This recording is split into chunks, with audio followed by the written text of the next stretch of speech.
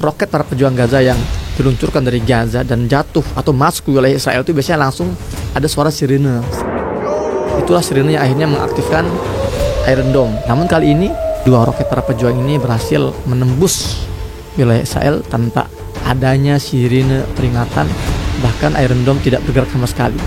Apakah ini kesalahan teknis, ataukah ini hacker-hacker seperti tanggal 7 Oktober, atau ini adalah mungkin karunia dari Allah SWT sebelum tentara-tentara Zionis ini yang sedang bersiap-siap ini mau masuk ke wilayah Rafah untuk menghampiri para pengungsi di Rafah untuk menghabiskan mereka. Qadarullah, roket-roket para pejuang Gaza lebih dahulu menghampiri mereka dan mengetuk kemah-kemah mereka dengan ledakan yang akhirnya mengakibatkan korban tewas dan luka di barisan tentara Zionis Israel. Bismillahirrahmanirrahim. Assalamualaikum warahmatullahi wabarakatuh. Alhamdulillah wassalatu wassalamu ala rasulillah.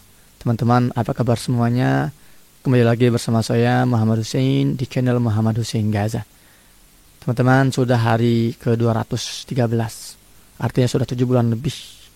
Namun ternyata genosida di Gaza belum selesai. Sudah 34.000 lebih nyawa yang terbunuh. Itu yang teridentifikasi ya. Yang belum teridentifikasi masih terkubur atau tertimbun di reruntuhan itu ada 10.000 lebih. Dan sudah hampir 80.000 yang terluka. Teman-teman, hari ini saya akan membahas beberapa hal. Di antaranya perlawanan di Gaza. Kedua, kantor Al Jazeera yang ditutup oleh Zionis secara resmi. Dan ketiga, tentang perundingan gencatan senjata. Pertama, masalah perlawanan. Apa kabarnya para pejuang Gaza? Apa kabarnya Abu Ubaidah? Alhamdulillah saya baru baca tadi dari beberapa sumber, terutama Al Jazeera ya. Hari ini ada 2 roket para pejuang Gaza yang mendarat di sebuah kemah militer yang saat itu dipenuhi banyak personil militer Zionis Israel. Alhamdulillah. Lokasi kemah ini berada di perbatasan selatan jalur Gaza yang bernama Karim Abu Salim. Perbatasan Karim Abu Salim di kota Rafah. Para tentara yang sedang berkumpul di kemah ini adalah mereka yang sedang mengamankan dan mengkondisikan tank-tank baja mereka dan peralatan militer mereka untuk bisa masuk ke Rafah melakukan serangan darat. Berapa jumlah korban? Menurut media Israel sendiri, sekitar 3 tentaranya tewas sementara puluhan terluka.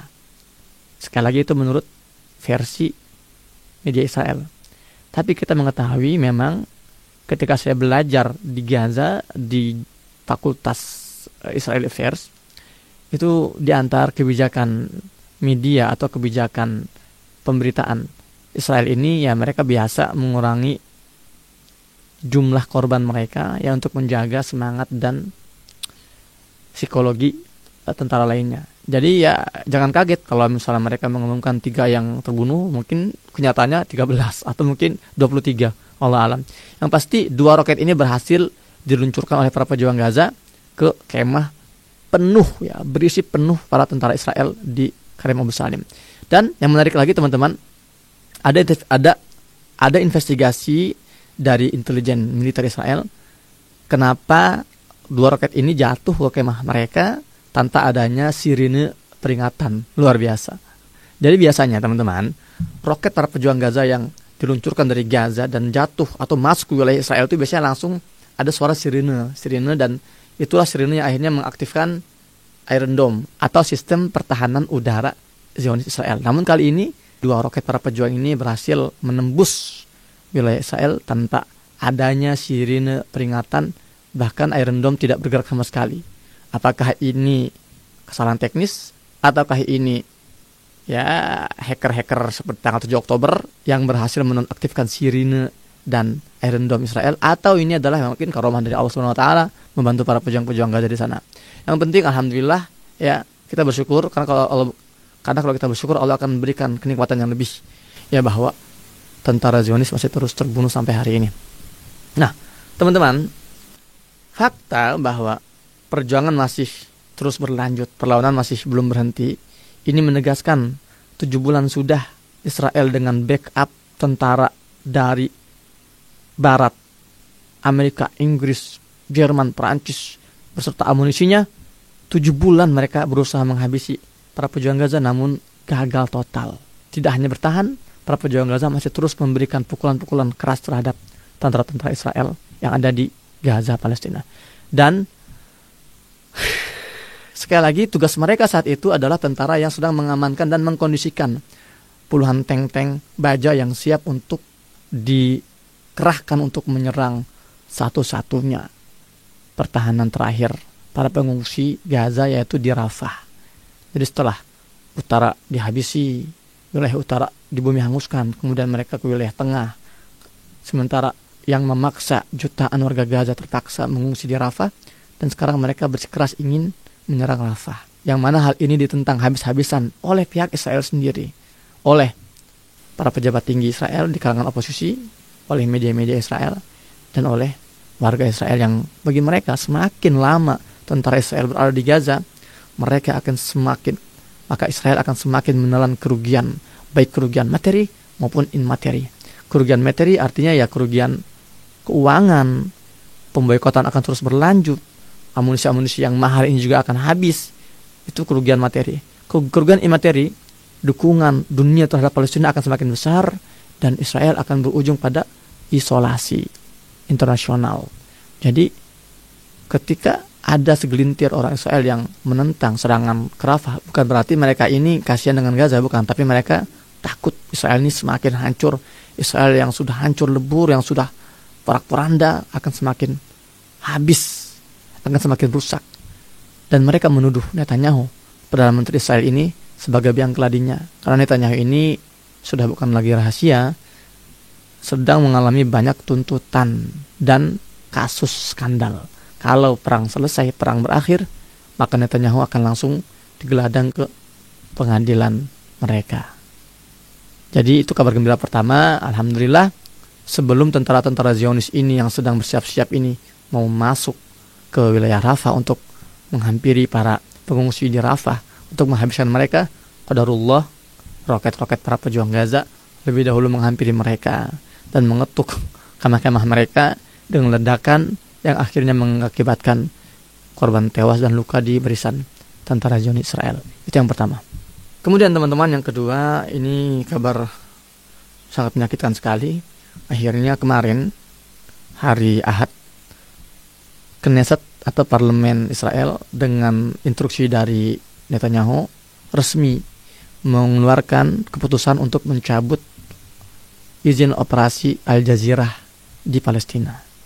Dan kemarin kantor utama Al Jazeera di wilayah jajahan Israel itu digeruduk oleh tentara Zionis, kemudian peralatannya, kameranya, ya, dan ya inventarisnya semua dijarah, diambil, dan kantornya ditutup. Menurut para pengamat, ini adalah salah satu bagian persiapan Zionis untuk menyerang habis-habisan Rafah yang masih bertahan sampai hari ini. Mereka tidak mau serangan kali ini diliput oleh media. Maka Al Jazeera yang selama ini menjadi corong utama untuk pemberitaan di Gaza juga akhirnya ditutup oleh mereka. Ini benar-benar mengkhawatirkan sekali, teman-teman. Mereka memang berniat untuk menghabisi warga Gaza di sana. Ya, hari ini saja sudah 34.000 yang dinyatakan syahid, yang teridentifikasi. Kalau mereka jadi menyerang Rafah secara jalur darat, ini akan mungkin bisa berlipat sampai 3 kali lipat nih korbannya. Ya Allah, semoga Allah menjaga teman-teman kita di Gaza, Palestina, saudara kita di Gaza, Palestina. Dan aksi penutupan Zionis terhadap kantor Al Jazeera ini menambah panjang deretan kejahatan dan pelanggaran mereka terhadap jurnalisme. Sebelum ini sudah 140 wartawan Gaza yang dibunuh secara brutal sejak 7 Oktober. Dan di antara mereka itu banyak teman-teman saya yang saya kenal secara pribadi. Teman-teman jurnalis yang mereka sama saya juga satu profesi. Ya, sebagian dari mereka sudah syahid, ya, semoga Allah Ta'ala menjadikan mereka sebagai syuhada. Dan ini benar-benar sangat menyakitkan hati, teman-teman.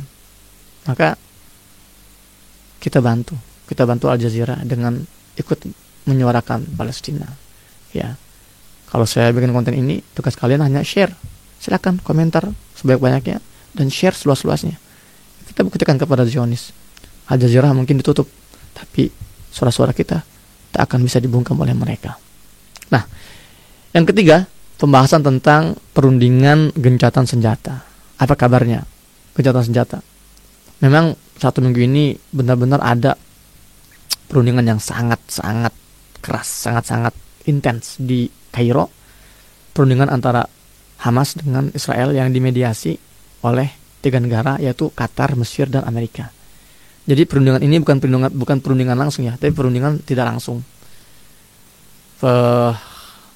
Kemarin hari Minggu malam, hari Ahad malam, delegasi dari Hamas sudah kembali ke Qatar untuk kembali membicarakan dengan sesama mereka. Namun sebelum mereka kembali, mereka sudah memberikan jawaban terkait persyaratan yang harus dipenuhi oleh Israel. Bahkan pimpinan puncak CIA itu harus merapat ke Kairo untuk menjaga agar perundingan ini tidak gagal. Ya karena mereka semua was-was ya, baik itu pihak Mesir, Qatar, Amerika, mereka was-was terhadap keputusan konyolnya si Netanyahu ini. Ya dari sebagian besar poin-poin itu sudah hampir disepakati sebetulnya. Seperti poin pertukaran tawanan. Jadi ini rencananya akan dilakukan beberapa tahapan.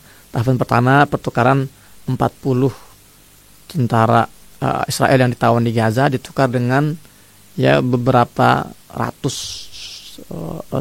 tawanan Palestina di penjara Israel plus gencatan senjata selama 40 hari. Itu tahapan pertama. Untuk tahapan kedua juga ada pertukaran lagi dan perpanjangan gencatan senjata lagi, dan terakhir itu rencananya adalah penghentian invasi atau akan berhenti total.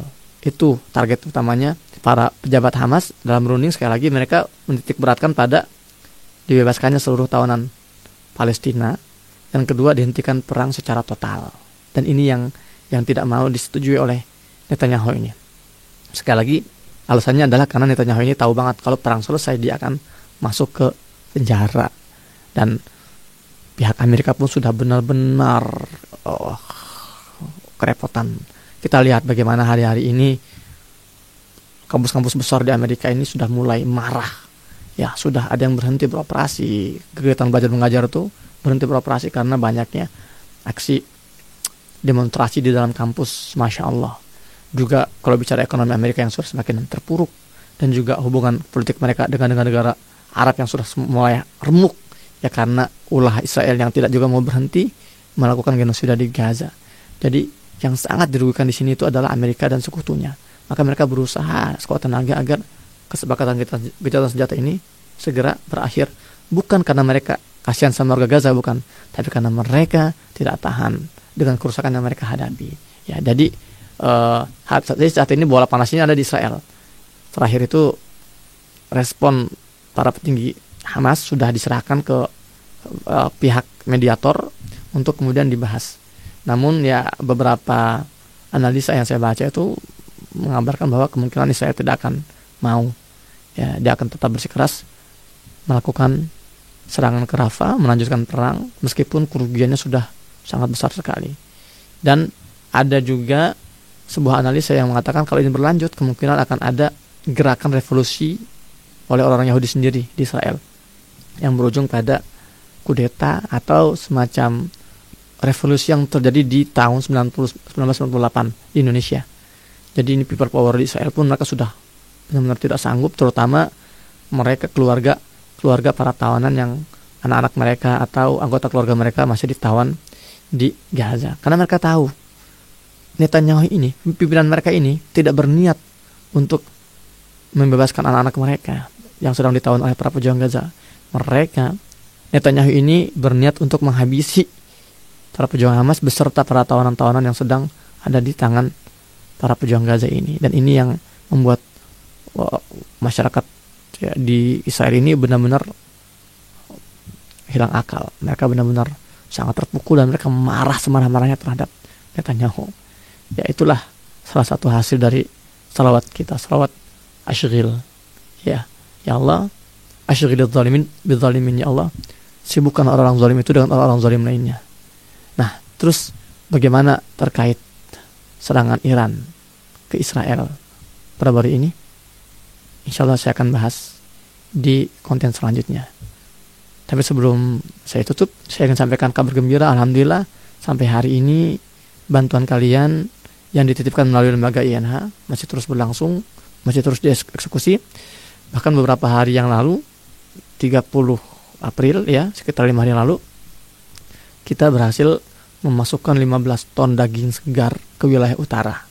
Jadi alhamdulillah INH menjadi lembaga pertama di dunia yang berhasil memasukkan 15 ton daging segar dari Rafah masuk ke Gaza bagian utara yang selama ini tidak bisa dijangkau. Alhamdulillah, dengan izin Allah Ta'ala. Bagaimana caranya?